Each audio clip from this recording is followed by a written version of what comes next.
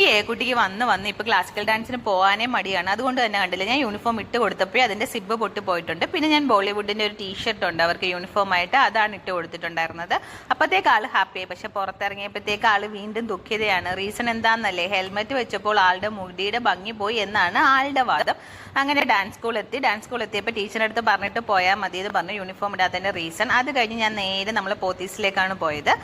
പോത്തീസിൽ ചെന്ന് അല്ലൂസിന് drawing book bind cover ചെയ്യാനുള്ള പേപ്പറൊക്കെ വാങ്ങണമായിരുന്നു. അതൊക്കെ വാങ്ങിയിട്ട് ഞാൻ ചുമ്മാ അവിടെ ഇങ്ങനെ കറങ്ങി നടച്ചു വരുന്നത് കണ്ട കുഞ്ഞു പിള്ളേരുടെ സ്കേർട്ട് ഐറ്റംസ് ആണ്. പക്ഷേ കുട്ടിയുടെ സൈസിനുള്ളതില്ലായിരുന്നു. പിന്നെ വലിയവരുടെ ഇങ്ങനെ സ്കേർട്ട് കിട്ടും കേട്ടോ. ഇത് 800 സംതിങ്ങേ ഉള്ളൂ. പക്ഷെ എനിക്ക് നല്ല ഇഷ്ടപ്പെട്ടു. പിന്നെ ഞാൻ അതേപോലെ തിരിച്ചു വെച്ചു. ഇത് എനിക്ക് നല്ല ഇഷ്ടപ്പെട്ടു കേട്ടോ, ഈ ഗ്രീൻ റെഡ് കോമ്പിനേഷൻ. അത് ഹാഫ് സാരിയാണ്, അതിന് 2000 സംതിങ് ആയിരുന്നു. അതുകൊണ്ട് ഞാൻ അത് എടുത്തതേ ഇല്ല.